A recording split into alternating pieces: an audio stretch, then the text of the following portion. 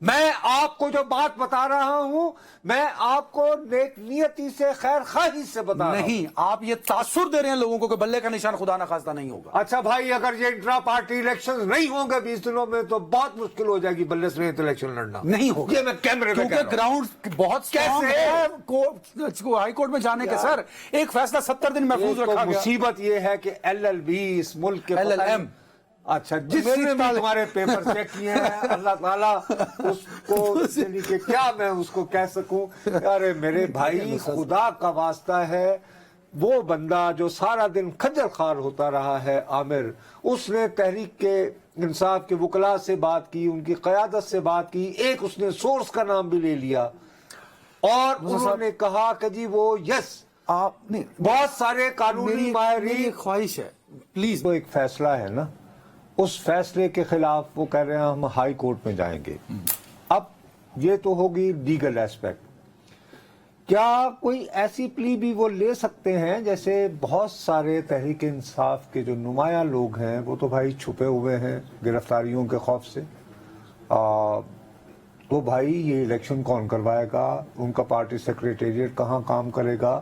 کوئی اس طرح کی پلی پہ بھی کورٹ کو رجوع کرنے کی بات ہو رہی ہے، یا کہ صرف یہ جو آج فیصلہ آیا ہے اس کو پیور قانونی میرٹس کے اوپر چیلنج کیا جائے گا؟ کیا آپ کی جب تحریک انصاف کے وکلاء سے گفتگو ہوئی ہے تو کیا جائزہ کیا آپ نے ان سے اخذ کیا ہے؟ جی نصرت صاحب، میری بات ہوئی تحریک انصاف کی قانونی ٹیم سے. انہوں نے کہا کہ وہ پیورلی اسی آرڈر کو چیلنج کریں گے ہائی کورٹ میں اور اسی کیس کو امپیون کریں گے، جس کو ہم کہا جاتا ہے کہ اسی آرڈر کو وہ چیلنج کریں گے جب تو وہ اس سے باہر نہیں جا سکتے. اسی میں وہ ان کے مطابق بہت سے نقائص ہیں. فار ایگزامپل الیکشن کمیشن نے اس میں ان کے مطابق الیکشن کمیشن نے اس میں زیادتی کی. الیکشن کمیشن نے تمام قانونی جو نکات تھے ان کو نہیں دیکھا اور 70 روز تک اس فیصلے کو محفوظ رکھنے کے بعد جو عدنان صاحب نے بات کی وہ بالکل ان کا موقف ہے تحریک انصاف کا کہ اس میں الیکشن کمیشن کے پارٹ کے اوپر میلا فائڈی ہے. لیکن یہ ساری چیزیں ریکارڈ کے اوپر بھی ہیں کہ تحریک انصاف کی طرف سے غلطیاں بھی کی گئی. بہت سے جو انہوں نے جو پیپرز جمع کروائے ان کی کوئی تصدیق نہیں ہو سکی، اس میں بہت سے لیکونز تھے جس کی وجہ سے الیکشن کمیشن نے آرڈر پاس کیا. لہٰذا اب ان کے پاس ایک ہی موقع بچا ہے کہ یا تو وہ ہائی کورٹ سے اس پہ اسٹے آرڈر لے لے اور دوسرا آپشن یہ ہے کہ وہ انٹرا پارٹی انتخابات کرائے. اور انٹرا پارٹی انتخابات کروانا اس وقت تحریک انصاف کے لیے عملاً ناممکن ہے. آپ کو وکلاء کی ترجیح، آخری بات جو میں جاننا چاہتا ہوں، عدنان جاننا چاہے گا تو پھر یہ ان کا ہے.